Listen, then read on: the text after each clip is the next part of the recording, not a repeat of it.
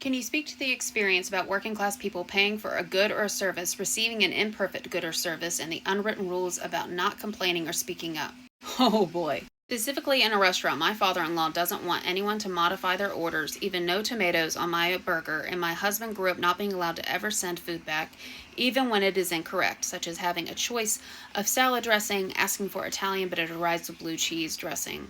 Y'all, I'm still bad at this. Y'all, I'm so bad at this, and certainly hypocritical because this shows up in a different way in leadership development for people from working class backgrounds. Bear with me. I have not researched this specifically on when people send food back and class differences. I can tell you from personal experience, when you've worked in a kitchen, you just want to make life easier for everyone else you interact with who works in a kitchen because you know it can suck. But then there are some people who have worked in kitchens so long that they have very high standards and they're like, well, I wouldn't have allowed that, so I don't take it.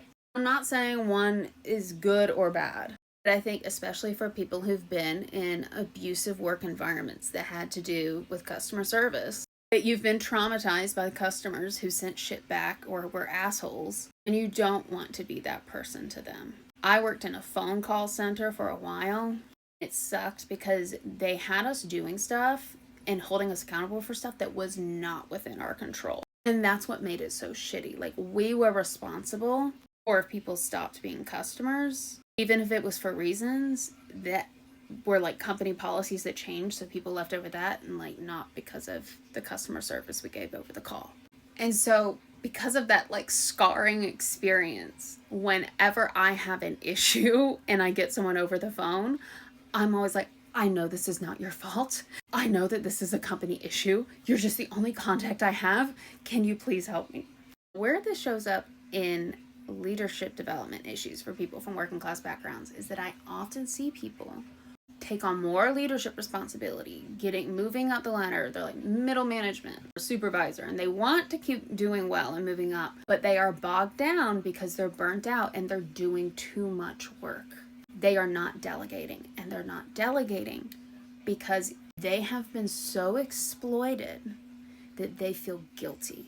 They don't want to be the boss that dumps everything on everyone else. And there can especially be some difficulty if you're a first gen from a working class background, your parent did manual labor, as seeing what you do as work because it's less tangible, it's more abstract, your family may not recognize it. There's all the jokes that you've grown up with on like, the man in the office not doing anything. And so even though as you move up in your career and you are supposed to shift to doing more industry-wide things, strategic planning, building social capital, networking, there can be a resistance to doing more of that work and handing over and delegating more of the actual tasks because it feels like you're becoming that boss.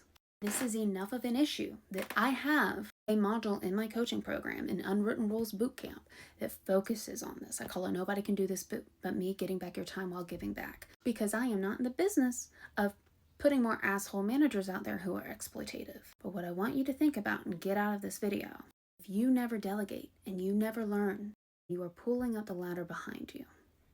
Because if you never got the chance to demonstrate more experience, I'm not talking about overwhelming someone, I'm not talking about not providing guidance or support, I'm not talking about having them do things that are above their pay grade. If you never got any experience, how would you be where you are?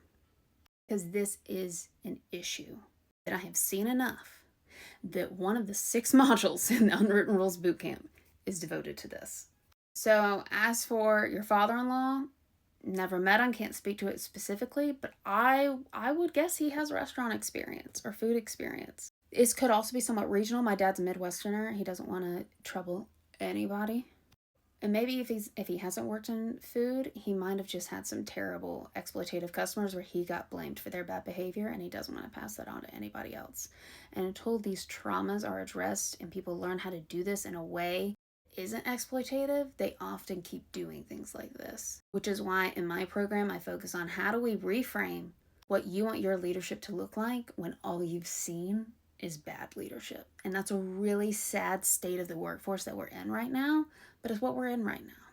So planning for what comes next and being part of the change, that is going through these beliefs we have internalized to survive really shitty bosses.